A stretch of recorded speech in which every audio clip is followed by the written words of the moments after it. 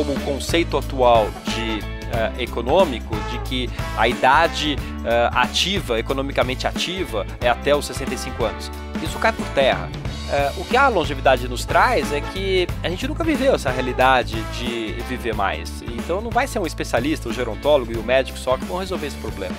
O grupo de risco no Brasil é mais quem é mais pobre do que quem é mais rico, né? Independente da idade. Já existem muitos estudos que dizem que a gente ganha muitas coisas com a vida, diferente do que é o nosso pensamento tradicional de que assim, a gente só perde com a idade.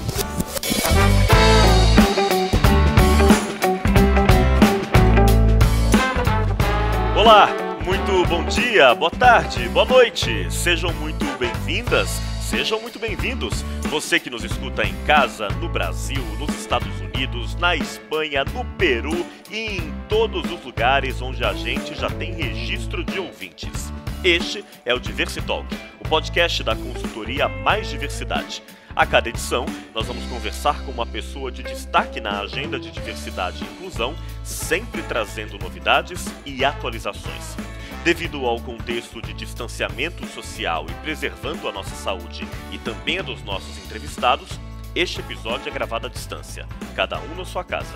Eu sou o Ricardo Salles. E eu sou o João Torres. E o nosso convidado de hoje é o Sérgio Serapião. Ele é empreendedor social, fundador do Lab 60+, e cofundador da Labora. Sérgio, obrigado por estar aqui com a gente hoje falando sobre esse tema de tamanha relevância que é gerações e longevidade. Super prazer, obrigado pelo convite, é uma honra estar aqui com vocês. Sérgio, pra gente começar, conta um pouquinho pra gente da sua trajetória e como que começou o interesse sobre esse tema especificamente. Olha, eu vou te dizer que eu diria que o tema chegou a mim mais do que eu fui atrás do tema, sabe?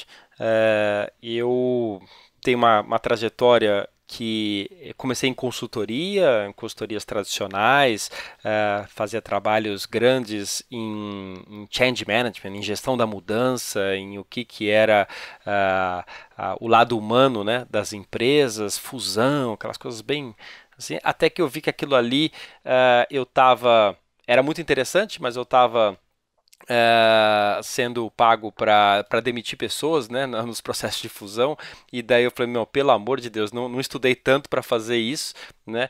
Saí, abri uma consultoria na época de sustentabilidade, isso em 2003, né? E daí eu fui percorrendo vários assuntos, né, socioambientais, mas principalmente sociais. Né? A gente ajudava grandes empresas a estruturar o que era uma agenda de sustentabilidade, estava começando a se falar de stakeholder, né? O papel novo da empresa, o que era, e de repente, o principal assunto que tinha sempre, né, na agenda social das empresas historicamente era educação, era criança, desenvolvimento local, meio ambiente, assuntos sempre muito presentes, e de repente surgiu um assunto ali que foi crescendo na minha agenda, e o assunto era envelhecimento populacional. Claro que surgiu num primeiro momento de uma forma muito técnica, no sentido de que a gente estudava o que fazia sentido para aquela empresa que era cliente atuar conosco, só que daí quando eu fui ver, eu começava a dar muito mais atenção a esse assunto do que aos outros. Eu me vi rodeado ali com o passar dos anos com vários projetos nesse sentido, no meio de vários médicos, e eu ali era o penetra, né? Tinha ali os médicos, os gerontólogos, e eu ali tentando fazer projetos, desenvolvendo projetos, e pessoal, mas o que você está fazendo? A empresa não tem nada a ver com isso. Eu disse, não, mas tem sim, mas pode fazer, e, na verdade isso é assunto de todo, enfim. Eu sei que até que em 2013, né, um salto aí, né, os primeiros projetos de envelhecimento eu comecei a atuar em 2004, 2005, logo no começo mesmo. 2013 a gente fez uma revisão na empresa, e começou a atuar por causas e não para clientes, né? E ao começar a atuar por causa, a gente falou, tá bom, qual é a causa que cada um vai atuar então? Né? E o meu sócio foi começar a atuar com energia renovável, cadeias de carbono, né? E é isso que ele está mergulhado, fazendo várias startups nesse sentido. E eu falei, poxa, mas eu atuo com tanta coisa, e de repente me veio uma coisa meio óbvia, assim, não, é claro que eu tenho que trabalhar com envelhecimento e longevidade.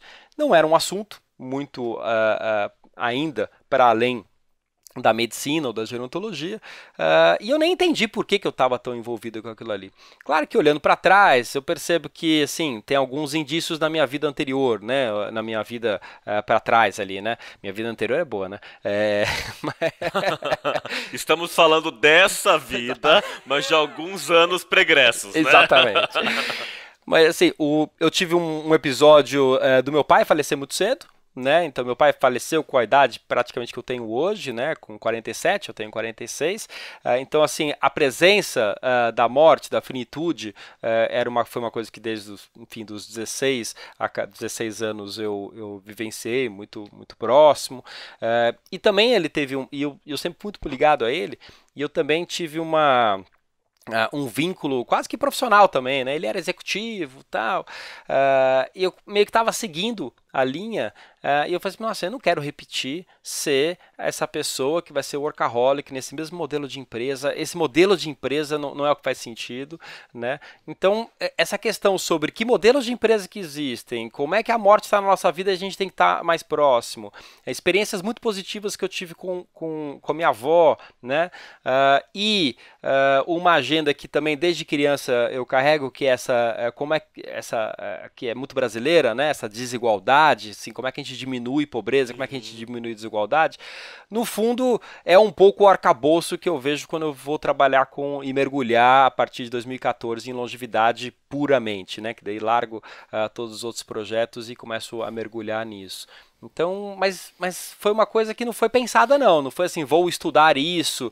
Quando eu fui ver, eu já estava rodeado dos projetos, estava fazendo um monte de coisa, e daí a gente, em 14, lançou o Lab 60, nesse sentido, né? Assim, não, a gente tem que fazer alguma coisa, porque a maior ofensa para a desigualdade do país, no meu ponto de vista, vai ser o aumento de expectativa de vida, né? Se a gente não mudar o nosso mindset, se a gente não mudar nossos modelos organizacionais, né? Então, aí é que deu o mergulho e desenvolvo a iniciativa do Lab 60. Sérgio, eu ia perguntar exatamente isso, porque eu imagino que tudo que aconteceu foi a semente do propósito do Lab 60+, né? Você consegue contar um pouquinho pra gente o que ele faz hoje? O Lab 60+, ele se transformou num movimento, é baseado numa ONG, o Instituto Lab 60, sem fins lucrativos, todos ali são voluntários, e basicamente o que a gente faz é criar um ambiente adequado para a conexão de pessoas que a gente chama de desiguais, pessoas muito diferentes, para criar conexões inesperadas, improváveis, né? Então, como é que a gente cria um ambiente onde a diversidade é um ativo, né? Onde tem jovem e tem pessoas mais velhas, tem pessoas de cores diferentes, de setores de trabalho diferente, mas que tipicamente não se encontram. Mas como é que a gente cria esse ambiente que na prática a gente precisa de todos? Porque o que a longevidade nos traz é que a gente nunca viveu essa realidade de viver mais. Então não vai ser um especialista, o gerontólogo e o médico só que vão resolver esse problema, né? A gente vai precisar de todos co-criando essa nova realidade de um mundo que vai ter que redefinir o que é trabalho, redefinir o que é a família, redefinir o que é lazer, o que são as cidades, a partir dessa extensão de vida, né? Então a gente precisava criar esse ambiente de conexão entre diversidade, né? E essa foi a metodologia que a gente acabou criando. São encontros regulares, antes presenciais, em 12 cidades, Brasil e Chile, agora são à distância. São digitais, mas continua a mesma lógica, ou seja, todos têm que participar, todos têm um lugar de voz, cada um no seu lugar de voz, com tempos bastante reduzidos para ter a essência, né, com muito respeito e busca de olhar o diferente como uma beleza, como um potencial que eu não tenho. Né? Então é isso o Lab 60. Então ele virou um grande acelerador de ideias, um grande acelerador de projetos. Já saíram startups, já saíram planos de governo, já saíram projetos enormes, pequenos, amizades. Então é esse lugar um pouco que é o Lab 60. Sim, e vocês usam uma expressão que eu achei super disruptiva, que é a revolução da longevidade. É exatamente disso que se trata esse propósito, certo? O termo a gente tem que honrar que quem nomeou não é nosso. Revolução da longevidade é um termo do Alexandre Kalash, que é um médico brasileiro, um dos principais médicos médicos no mundo que definiram o que é a saúde na longevidade, o que é esse novo conceito da nova longevidade. E ele cunhou esse termo que diz exatamente isso, como que o curso de vida se transforma ao a gente viver mais. Né? E essa é a grande alteração. Então, quando a gente está falando de a gente vai viver 100 anos, ou no Brasil, já estamos aqui vivendo 75, nós aqui provavelmente vamos viver uns 80, 85, né? Isso não significa que o tempo de ser idoso, como a gente pensa o idoso, vai aumentar. Né? Ou seja, essa terceira fase da vida, né? Infância, a fase adulta e idoso. O que vai acabar acontecendo é que a vida vira pequenos ciclos e o que a gente antes estudava, trabalhava e depois se preparava para a morte, né? Assim, que era a aposentadoria, era isso. Na prática, a gente vai passar a viver pequenos ciclos e que esses ciclos vão se intercalar entre eles. Então, a gente vai fazer um ciclo profissional, vai fazer um sabático, vai voltar a estudar, vai cuidar do pai e depois vai fazer outro ciclo profissional. Isso quer dizer que o nosso curso de vida muda, isso quer dizer que o trabalho muda, né? O futuro do trabalho, isso está ligado, porque assim como a gente tem a longevidade, tem a revolução tecnológica. Então, não dá para a gente achar que, como o conceito atual de econômico, de que a idade ativa, economicamente ativa, é até os 65 anos. Isso cai por terra, esse conceito. Né? A idade economicamente ativa é enquanto eu puder estar economicamente ativo. Né? Assim como o conceito de aposentadoria cai por terra. Né? A aposentadoria é um conceito que foi feito quando a gente morria aos 50 anos. Né? E daí você tinha ali a sociedade resguardando as pessoas por 5 anos, por 3 anos, e a conta se fecha. Quando a gente vive muito mais, a conta vira mais complexa. Né? Então, a gente tem que ajudar quem não pode, né? E a gente tem que trabalhar enquanto a gente pode, né? E produzir enquanto a gente pode. E isso traz uma revolução que muda as estruturas das empresas. Né? Ou seja, não dá para a gente achar que aquela empresa piramidal, né? Que a fonte de entrada são jovens, né?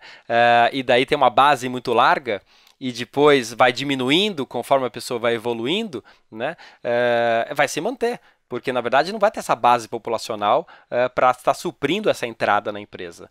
É esse um gancho que eu queria pegar, Sérgio. Me permita pegar exatamente esse gancho aí. A expectativa de vida vai aumentando, o percentual de pessoas idosas nas sociedades do mundo inteiro vai subindo, e isso vai trazer desafios também para as organizações. Quando a gente pensa nessa inclusão do público 60+, isso traz um impacto para o mundo organizacional. Queria, em primeiro lugar, entender qual o benefício que uma empresa tem quando vai contratar pessoas 60+. Super legal a pergunta. Se a gente olhar pelo paradigma antigo, de que a pessoa 60+ é um idoso que perdeu a sua vitalidade, que não tem mais brilho no olho, que não tem mais tanta energia, é difícil compreender um espaço de trabalho que seja realmente agregador para a empresa. Né? Agora, quando a gente começa, e claro que a gente pode ter o aspecto humano, de ter uma pessoa de várias idades, e ainda assim teria uma possibilidade. Agora, quando a gente começa a entender que o 60+ é o acúmulo de muitos anos de experiência e vida, e nesse acúmulo as pessoas não só perdem coisas, como ganham outras, né? Ganham inteligência relacional, ganham inteligência espiritual. Daí a gente pode ir para alguns frames aqui, né? A gente pode ir para as inteligências múltiplas, né, do Harvard, a gente pode ir para a antroposofia, que fala dos setênios, né? Em cada um desses modos de pensar, ou para a saúde holística, que fala da evolução dos corpos, né? Dos corpos etéreos. Então, em cada uma dessas fontes, a gente pode escolher qual que a gente quer se ancorar. Já existem muitos estudos que dizem que a gente ganha muitas coisas com a vida, diferente do que é o nosso pensamento tradicional de falar assim, a gente só perde com a idade. Né? Então, na verdade, o que a empresa tem para ganhar? Ela tem para ganhar o que esses ganhos nos trazem. Perfeito. Tá? Então, esses ganhos que são articulação de experiências, seja numa inteligência relacional, seja numa inteligência espiritual, seja numa inteligência sensitiva, que a gente ganha, inclusive, por exemplo, com doenças como Alzheimer, né? A gente poderia ter pessoas com doenças que hoje são consideradas muito graves, mas que na prática tem ali uma evolução na pessoa que outras pessoas não têm. Né? Então, assim, talvez tenha um ativo aí que esteja sendo desperdiçado pelas pessoas, pelas empresas. Né? Então, por exemplo, na Labora, como é que a gente tem feito? A gente tem feito justamente esse matching, né? Ou seja, qual que é o teu desafio de empresa? Né? O desafio de empresa talvez seja a experiência de cliente. Os clientes estão querendo experiências muito mais, né, encantadoras. Né? Ou seja, como é que você dá uma experiência encantadora? Você tem que ter muita sensibilidade, né? Para daí entender quem que é aquele cliente diverso e daí colocar alguém na frente dele que dê o tchan. Tá, onde é que está o maior bolsão de inteligência sensitiva? Nas pessoas 60 a mais. Né? A pessoa, quando a gente tem 20 anos, a gente não está tão desperto para essa inteligência. Desse tem uma série de estudos. E daí, então a gente tem que casar qual que é a demanda e o desafio da empresa com esses ativos que a idade nos traz. Então daí a gente inverte a equação, a gente começa a ver que aquela pirâmide que era a pirâmide etária populacional, né, ela casava muito com aquela pirâmide organizacional. Né? Ou seja, tem uma base de muitos jovens na sociedade, eu posso ter uma base de muitos jovens na empresa e isso vai fazendo com que as carreiras se desenvolvam piramidalmente. Quando a gente vê que a nossa população é completamente diferente agora, né? Não é mais uma pirâmide a distribuição, mas o pessoal chama, alguns economistas ainda chamam de cogumelo atômico, né? Porque você vai ter uma barriga para cima, né? Não é um cogumelo atômico, na verdade é um bolsão de sabedoria e de experiências que nunca tiveram disponíveis para a sociedade. Né? Então, se a gente está vivendo hoje um mundo que é complexo, com os ODS aí apontando para desafios sistêmicos que temos, a gente nunca teve tanta capacidade disponível para resolvê-los. O problema é que a gente ainda está com o olhar colocando a lente de que o jovem é só que tem a capacidade de resolução e de criatividade, o que não é uma verdade. Né? Então, acho que é aí que está. Isso é tão rico que você está trazendo, porque eu fico pensando em como isso se aplica, inclusive, a outros perfis profissionais, a outras situações que aparecem no ambiente de trabalho. Me ocorreu aqui, enquanto eu te escutava, os dilemas que a gente vai ter muitas vezes para fazer a inclusão de determinados grupos nas empresas, porque a gente vai ouvir com muita frequência, tal pessoa não tem isso. É aquele olhar que recai sobre a falta. Não tem o inglês, não tem a vivência no exterior, e a gente sempre provoca na mais diversidade. Mas e o que tem? E o potencial? E o que tem ali, né? Então esse olhar para a abundância e não para a falta pode parecer uma conversa psicanalítica, mas que tem valor para a gente discutir diversidade também. Você tem toda a razão. Você sabe que a gente fez um projeto nas comunidades, nos Morros Cariocas, há uns 2 anos atrás, e 3 anos atrás, e era um projeto de desenvolvimento de jovens lideranças, né? E a gente estava levando uma tecnologia que a gente desenvolveu junto com pessoas de Alzheimer, que era justamente desenvolver a sensibilidade das pessoas para essa liderança que tem um olhar mais sistêmico, um olhar mais sensível, né? Então trabalha muito a inteligência da intuição e da sensibilidade, né? As 3 inteligências, enfim, né, racional, emocional e intuitiva, busca articular isso. Enfim, e a gente foi levar lá vamos levar para os jovens da periferia essa metodologia. E ela ativa muito a inteligência intuitiva. Né? E por que a gente acabou desenvolvendo isso? Porque para quem tem muitos anos de estudo, né, para quem fez Harvard, para quem fez a GV, ou seja, para quem está nessas grandes organizações, né, que é o típico, né, espectro que é demandado, essa pessoa pode ter muito desenvolvimento racional, mas talvez tenha muito pouco, né, não tenha tido tanta bagagem no emocional e no intuitivo. Uhum. Né? Até porque isso nunca foi valorizado. Daí a gente leva isso lá para o morro. Né? Aqueles garotos, eles davam aula para a gente sobre inteligência sensitiva. porque ele tem que sacar se o policial está na esquina e vai barrar ele e vai de novo, vai colocar a vida dele em risco mais um dia, né? Então ele tem que ter uma sensibilidade, uma antena muito, muito aberta, ele tem que ter uma intuição de ação muito rápida, né? Então assim, foi um projeto tão incrível que a gente aprendeu muito mais do que a gente ensinou. A gente levou ali um jargão e ele, na prática, ensinaram para a gente como realmente a inteligência dele está ativa e como que a gente não estava vendo, né, de antemão aqueles ativos. E acho que conversa muito com o que você está falando, né? Como Sem dúvida. Que um grupo de periferia poderia estar contribuindo enorme numa empresa se você colocar o óculos certo. Claro, e essa intersecção que eu queria explorar aqui agora, quando a gente pensa na vivência dessa terceira fase aí da vida num bairro privilegiado, na periferia, ela vai ser diferente, né? Me ocorreu aqui, enquanto eu discutava, um dado que compara a expectativa de vida aqui em São Paulo, em Moema, 80 anos, e na cidade de Tiradentes, Zona Leste, 57 anos. Quer dizer, você tem uma diferença ali muito significativa de expectativa de vida dentro da própria cidade. Vocês estão olhando para isso no Lab 60 com os projetos de empreendedorismo na periferia, né? Conta um pouco mais para a gente disso. É perfeito. Quando a gente fala de longevidade, quando a gente fala de os 60 mais, os novos 60 mais, a nova longevidade, a gente tem que tomar muito cuidado, porque existe um espectro muito grande do que a gente está falando, depende com quem que a gente está falando. Então, como você falou, tem só na cidade de São Paulo 23 anos de diferença na expectativa de vida.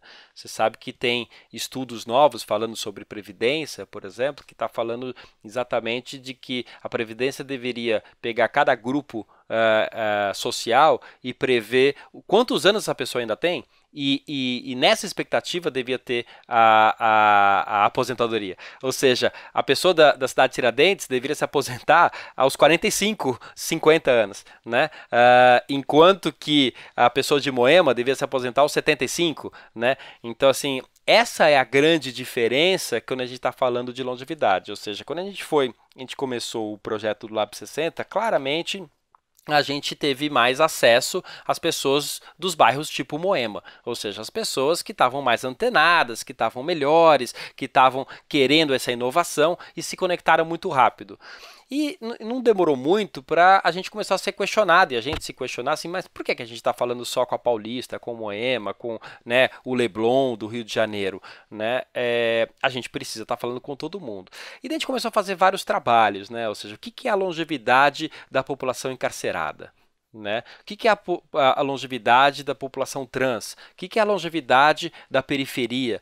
São várias questões diferentes. O que a gente tem em comum é que tem um medo de não ter os recursos financeiros, se isolar, né, socialmente e ficar doente, né, e doenças crônicas ou doenças degenerativas, isso são medos comuns, independente do lugar. Agora, se eu tenho uma condição financeira, eu lido com isso de uma forma diferente. Se eu estou numa comunidade periférica, como esse trabalho que a gente está fazendo nas periferias de algumas cidades, né, de empreendedorismo sênior periférica, são questões que, por exemplo, o isolamento social não está tão presente, porque justamente na comunidade essa pessoa está muito mais inserida, muito melhor inserida. Ela não perdeu o crachá e daí deixou de ser alguém, né? Ela está inserida porque é a dona Joana que está fazendo a tapioca ali, que todo mundo adora, que conhece todo mundo, que cuida do neto dos outros, né? Então, assim, tem uma inserção social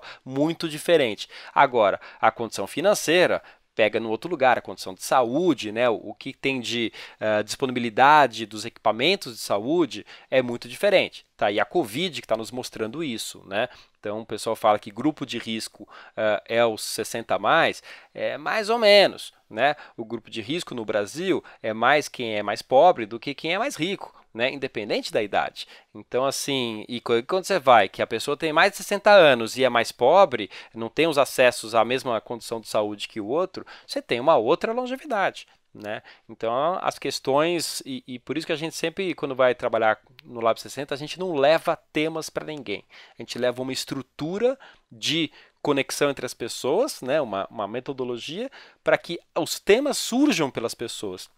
né? O que localmente é relevante, né? Não dá para a gente dizer o que é relevante para o outro. Não, Né? isso é super legal, Sérgio. Eu tava escutando você falar, principalmente no ponto que você trouxe sobre as diferentes inteligências, né? Você falou que vocês exploraram a inteligência racional, emocional, intuitiva. Uma das inteligências que você citou também, que eu amo estudar, é a própria inteligência espiritual. E quando a gente olha por essa perspectiva mais ampla, a gente vê que as empresas até têm a intenção de ter times mais diversos, mas aí quando elas desenham um processo seletivo, a primeira linha de corte é o teste de raciocínio lógico, que corta 90% das pessoas. E ela só considera o QI da pessoa, que é um dos tipos de inteligência. O que você recomenda para as empresas terem um olhar mais amplo para esses diferentes tipos de inteligência e não perderem talentos? Ótima pergunta.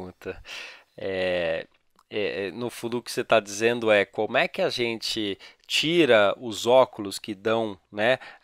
Sempre deram as respostas para a gente e a gente põe vários diversos óculos para cada grupo de pessoas e, na verdade, para cada tipo de problema que eu tenho. Né? Porque os problemas que a gente tem hoje não são os que a gente tinha antes. Exatamente. Né? Então, na prática, o que a gente tem observado é que assim, a gente tem que partir muito do desafio da empresa, né? Do desafio que está sendo colocado ali e será que a resposta que ela está buscando tradicionalmente está respondendo esse desafio? Né? A gente pode olhar isso para a empresa e para a sociedade. Né? Os ODS, né?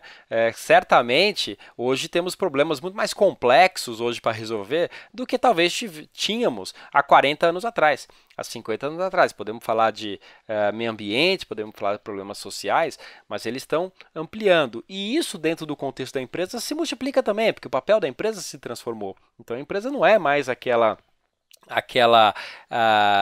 gestão típica que eu tenho ali a minha fabriquinha, transformação de um serviço, eu tenho o meu cliente e eu faço ali meus 4 P's do marketing ali e tá tudo certo, né? Hoje em dia, as variáveis sociais, elas estão muito mais integradas na empresa, então as variáveis estão fora do controle para a empresa. Então, acho que é nesse lugar que a gente precisa de outras inteligências. Ou seja, não adianta a empresa falar assim, não, do muro para fora tem ali aquela favela, não tem nada a ver com isso. É claro que você tem, né? Porque você está interrelacionado com isso. E na tua inteligência racional você não vai conseguir resolver esse problema. Você vai precisar de uma sensibilidade para ir até lá, você vai precisar de uma inteligência relacional para entender o que está acontecendo ali e de uma inteligência intuitiva para daí efetivamente resolver o problema. Eu tinha uma empresa que a gente atuava que era um porto, né? Era um terminal de veículos que tinha exatamente essa situação. Eles tinham ali um muro e tinha a favela do outro lado e fazia ali o projetinho social, bonitinho, super legal. Até que eles se deram conta que assim, a quantidade de pedras que o pessoal da comunidade jogava nos veículos importados, né, ficava meio caro essa história. Né? E daí a gente começou efetivamente um trabalho de, olha, não, vamos mais do que conversar com essa comunidade, vamos integrá-la à nossa cadeia. Né? Eles têm que se beneficiar por a gente estar aqui e vice-versa. Né? Se a gente não for bom vizinho, né? Imagina aquele vizinho que a gente tem que fica dando festa num volume altíssimo de madrugada. Não é legal. Né? É a mesma coisa quando a gente tem uma indústria super bem sucedida e do lado uma comunidade carente. Assim, é problema sim da empresa aquela comunidade e vice-versa. Então acho que o que os seniors trazem é justamente essa possibilidade da gente conseguir resolver esses problemas que estão cada vez mais misturados, né? Ou seja, é o problema de estoque ali do que eu falei, né? Do pátio, mas também é um problema social. Mas também é um problema de logística, né? Mas também é um problema político, né? Então, assim, estamos falando de problemas sistêmicos. A gente não resolve problemas sistêmicos com raciocínio, só com raciocínio, né? Só com a inteligência racional. Não, isso que você está falando é tão precioso, Sérgio, porque os desafios e os problemas das empresas, eles se desenvolvem, eles se atualizam em complexidades que as empresas nunca antes tiveram que encarar. Mas a maneira como elas fazem gestão de pessoas, que são quem resolvem esses problemas, continua muito atrasado. Elas continuam com modos tradicionais de recrutar, de desenvolver talentos, de procurar os melhores talentos. Então, enquanto não acertar o passo entre a complexidade dos desafios e a diversidade dos talentos que eu tenho na empresa, essas empresas dificilmente vão ter resultados satisfatórios a curto prazo, né? Esse exemplo é super legal e eu queria pegar esse gancho para fazer uma outra pergunta, porque a gente sabe que, além de fundador do Lab 60+, você também é cofundador da Labora. E eu queria que você contasse pra gente um case de sucesso no âmbito da Labora que você se orgulha até hoje. Super legal. O mergulho que eu acabei dando no Lab 60, de entender e sair do conceito e ver na prática o que são todas essas inteligências, essa diversidade que a gente tem na longevidade, e aquelas dores que eu falei que são comuns em praticamente das pessoas que eu conheci, dos grupos que eu conheci, praticamente todos tinham aquele medo de trabalho, de perder o trabalho financeiro, de perder a saúde, de se isolar. Eu percebi que não tinha uma solução sistêmica, né, para isso. Tinha ali uma iniciativa para dar trabalho, tinha uma outra iniciativa para o social, tinha uma outra iniciativa para dar saúde, só que isso eu não via fazer muito sentido. Então a gente acabou criando essa HR Tech, né, ou seja, é uma empresa que se baseia em tecnologia para inovar o que é essa inclusão em escala de sêniors, né? Porque não adianta a gente, claro que a gente tem que respeitar e tá todo mundo começando, então a empresa vai lá e contrata 1, 2, 5 pessoas, mas assim, a gente tem que lembrar que a representatividade dos 50+ hoje no Brasil é de mais de 50 milhões de pessoas. Então assim, a gente só podia encarar uma nova iniciativa se fosse para ter escala. Ou seja, o desafio que eu levo é esse. Como é que a gente vai ter em cada empresa a força de trabalho nos contratos diversos, não nos contratos tradicionais só de CLT, né, mas nos contratos muito diversos e novos para um novo trabalho. Como é que a gente vai ter 25% da força de trabalho sendo sênior, né, sendo 50+. E aí as empresas assustam às vezes, né? Falam, ixi, mas a gente tem 5 pessoas aqui, a gente tem 1% só, como é que você quer chegar em 25? Pelo amor de Deus, a gente não é ONG, né? E eu falo, não, é justamente porque você não é ONG e você é uma empresa que quer ser competitiva e liderando que você vai fazer isso. E a gente vai mostrando e trabalhando em parcerias, são coisas de longo prazo, que não muda de um dia para o outro. A empresa que nos surpreendeu e que é um caso que a gente se orgulha muito é o Banco Itaú. O pessoal, eles foram o primeiro que fala assim, claro que a gente quer entrar nisso, a gente só não sabe como, né? E ao entrar nisso, o que foi? A gente desenhou, qual que era o desafio que eles tinham? Eles tinham um desafio que era, antes da Covid, né, isso foi há um ano atrás, digitalizar os clientes, né? Os clientes ainda alguns clientes 50+ ainda estavam vendo a agência do jeito tradicional de ver, ou seja, tem que ir à agência para pagar a conta, né? Sendo que 80% das transações financeiras antes da Covid eram feitas já pelo celular. E algum grupo estava ali, o grupo mais idoso estava continuando indo na agência. Mais do que na agência, estava indo falar com o gerente, estava indo para o caixa, ou seja, para o lado do banco tinha um custo, claro, né? E para o lado do cliente tinha uma experiência que talvez não estivesse sendo atendida da melhor forma, né? E muita gente falava assim, não, mas o que o velho quer é ir lá e conversar, né? A gente não pode tirar isso, porque quer atenção. E eu disse assim, gente, mesmo se for isso, será que ir falar com o gerente é a melhor atenção que a gente vai dar para ele? Né? Será que ele vai resolver o problema dele da melhor forma, do jeito que está sendo resolvido? Né? E a gente começou a trabalhar e junto com eles acabou criando uma nova posição, que é o que a gente acredita. Não é assim criar um puxadinho de vaga, é criar uma nova posição, uma posição que não existia e que valorizasse os ativos que os sêniors traziam. Né? Ou seja, valorizasse a inteligência relacional, intuitiva, muito empatia. Né? Colocamos em algumas agências presencialmente o sênior ali para receber a pessoa e ser o primeiro ponto de contato. O que você quer fazer aqui? E na verdade o desafio que a gente deu para ele não era diminuir fila de caixa, não era vender nada, era assim, você está aqui para melhorar a experiência do cliente. Né? Ele tem que sair daqui mais satisfeito do que ele chegou. Né? É isso que você tem que fazer. Né? E se isso levar para uma digitalização, se isso levar para uma melhoria de caixa, se isso me levar para uma menor demanda do gerente, melhor ainda. né?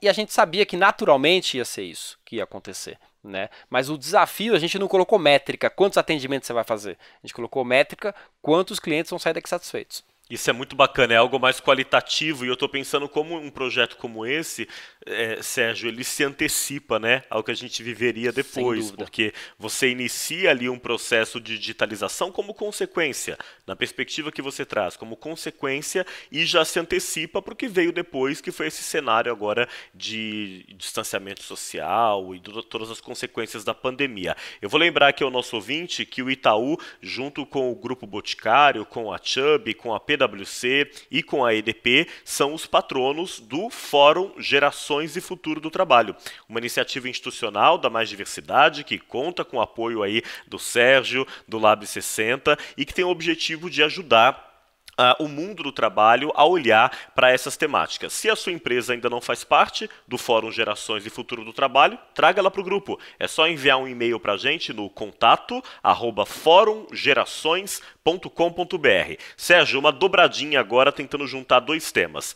Você trouxe ali a questão de novos contratos de trabalho, novas relações profissionais. Eu queria adicionar aqui essa camada justamente do futuro do trabalho, que é a questão da automação, de que maneira essas novas funções emergentes impactam a carreira dos 60 a mais. Em paralelo, a gente tem um desafio aí para vencer que está relacionado a essa ideia que circula no meio empresarial que associa inovação ao jovem. Quero inovar, preciso ter jovem. Isso é o tipo de discurso que circula com muita frequência e que é um desafio grande para a gente também, né? Sem dúvida, e é um desafio que é só a gente trazer dados que a gente percebe que, na verdade, está mais ligado a um aspecto cultural, histórico, a uma visão antiga, do que a evidências, né? Então, as patentes mais valiosas desenvolvidas no mundo são por pessoas 50 a mais, né? A própria bateria da Tesla, a grande inovação em logística, está sendo desenvolvida por uma pessoa de 90 anos, né?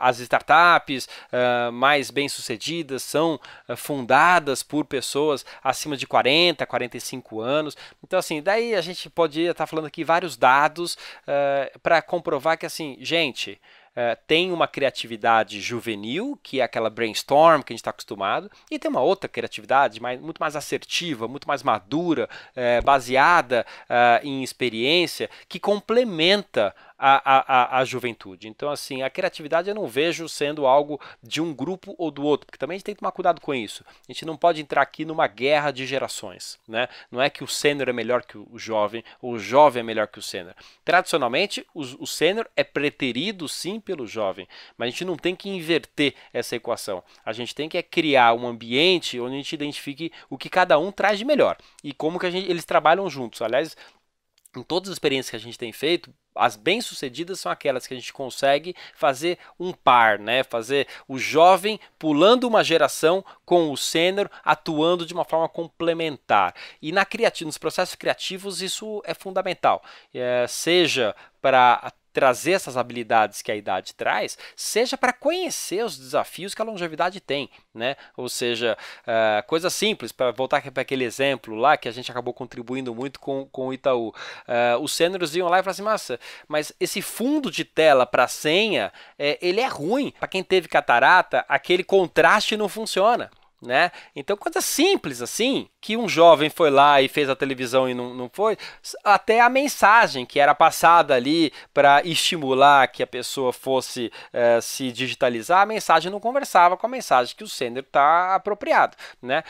Então, assim, não faz sentido a gente pensar em inovação em 2020, num mundo que é super diverso, feito por um grupo qualquer, isolado e homogêneo. Esse grupo tem que ser heterogêneo e especialmente com uma representatividade que tenha um vínculo com o cliente daquela empresa. Se não tiver um vínculo um pouco parecido com quem ele está querendo atender, aquela inovação vai ser por água abaixo. Eu lembro que teve um caso que eu acompanhei muito de perto, lá na outra empresa, que era de uma empresa super legal, super inovadora, chamou o pessoal lá do INSEAD para fazer um processo de inovação, tava aquela história da nova classe C no Brasil ainda, lembra? Aquele boom, né, que infelizmente, né, a gente perdeu, mas enfim, e daí o pessoal do INSEAD veio e criou uma tal de uma tecnologia, não vou falar o produto, senão vocês vão saber quem é a empresa, que era muito incrível, que era mais barato, 30% mais barato, e daí botou no mercado, e fez um barulho danado com aquilo ali, e a gente fazia o relatório social deles, fizeram um destaque para aquele negócio.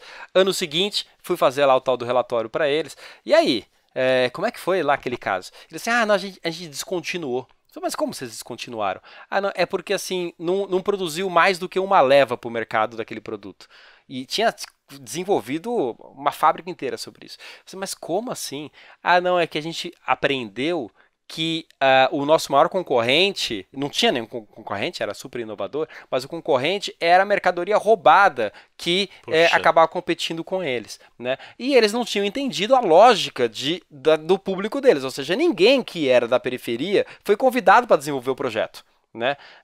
Então não sabia como é que era aquele projeto. Daí veio o pessoal do INSEAD, né, da França, tentar desenvolver aquele produto. Gente, não existe. Né? É o típico exemplo de achar que a solução vai vir da Harvard ou do INSEAD. Não vai vir da gente. Né? A solução para o mundo que a gente vive vai vir de cada um de nós e juntos, né?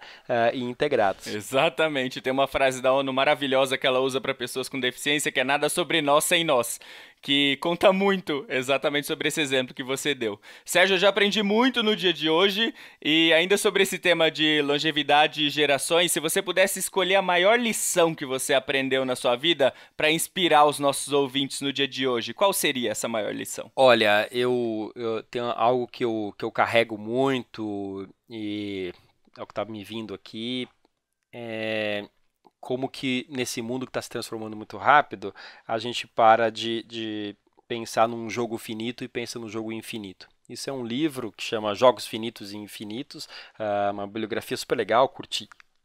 E fala muito sobre isso. A gente sempre viveu nesses jogos finitos, né? Tipo jogo de futebol, que eu tenho as regras pré-definidas, eu tenho um tempo pré-definido e o meu objetivo é ir lá e fazer o gol. Né? E o mundo finito que está surgindo cada vez mais, e obviamente eles vão conviver, não é só um ou outro, mas o mundo infinito ele tem mais uma característica mais de um carnaval de Olinda, né? Que assim, ninguém está lá para chegar no final do bloco, a gente está lá para vivenciar o bloco, e a gente não sabe o que vai acontecer no meio do jogo, as regras mudam, né? Porque vai vir um outro bloco na mesma rua, na mesma direção, e eu vou ter que tocar mais alto que ele e vou ter que dar meia volta, e ali, ou eles vão se juntar e vão tocar juntos. Então assim, no mundo infinito, as regras mudam a cada hora, o jogo, eu não fico esperando o fim, eu não fico esperando minhas férias ou minha aposentadoria, mas eu fico vivendo cada dia e efetivamente preparado para me desfazer de um ativo e ter consciência do novo. Né? Então eu acho que esse é um mundo que a gente está vivendo, é um mundo que requer muita consciência, né? Muita abertura, muito desprendimento e a gente conseguir olhar a beleza do outro, né? Como diria lá o Caetano, né? Onde na feiura, né? Como é que era? Ele vai comentando ali sobre a feiura de São Paulo, que tem beleza naquela feiura exatamente, também, né? E é interessante, me ajuda aqui. Que você falou de Caetano agora, mas eu estava paralisado ainda com a imagem do Carnaval de Olinda, porque falar isso em plena pandemia é tentação demais, né? Mas que belo exemplo você trouxe aí para nós. Ô Sérgio, para a gente terminar, na sua opinião, o que pode ser feito para a gente ter cada dia mais diversidade nas organizações? Eu acho que a gente tem que estar aberto justamente para esse novo e a gente sair do processo de que a empresa, o RH ou as leis é que vão nos tutelar, né? E sim, cada um de nós é que vai fazer a diferença, seja como gestor do RH, seja como líder da empresa, seja como um funcionário em algum outro departamento, seja quem está querendo entrar no mercado, né? Então, assim, acho que a revolução vai vir da ativação dessa individualidade pelo coletivo, né? Então, assim, não com ações individualistas, mas com ações coletivas, mas com um foco muito grande na personalidade de cada um, né? Então, acho que essa é a grande inversão que a gente tem. A gente não vai estar à disposição da organização, né? As organizações vão estar à disposição das pessoas e das causas. Puxa, isso dá o que pensar, né? Sérgio, obrigado por ter vindo aqui, por ter dividido um pouco do teu conhecimento, trajetória e com uma consistência que tenho certeza impactou em nossos ouvintes, né, João? Eu adorei, vou ouvir umas 10 vezes esse episódio. Bastante coisa para assimilar. Obrigado pela tua presença, Sérgio. Nada, que isso, é um super prazer. Eu queria parabenizar pelo trabalho de vocês, que está sendo incrível. Eu acho que vocês plantam várias sementes nas empresas e ajudam a cuidar da árvore também, não só planta, não. Então, acho que é muito rico de ver e quanto mais junto a gente tiver, melhor. Vamos lá. Plantamos juntos, meu caro, plantamos juntos. Muito bem, esse foi o Diversi Talk, o podcast da consultoria Mais Diversidade, gravado à distância, em respeito ao distanciamento social, com o apoio da equipe da UMAP BPDO. Você encontra a gente no Spotify, YouTube, Deezer e em todas as outras plataformas. Gostou? Compartilhe com seus amigos. Mande também as suas sugestões, críticas, elogios para contato@maisdiversidade.com.br ou então lá no nosso Instagram, @maisdiversidade. Até uma próxima, João. Tchau, Rick. Tchau, Sérgio. Até a próxima. Tchau, gente. Super prazer. Beijo.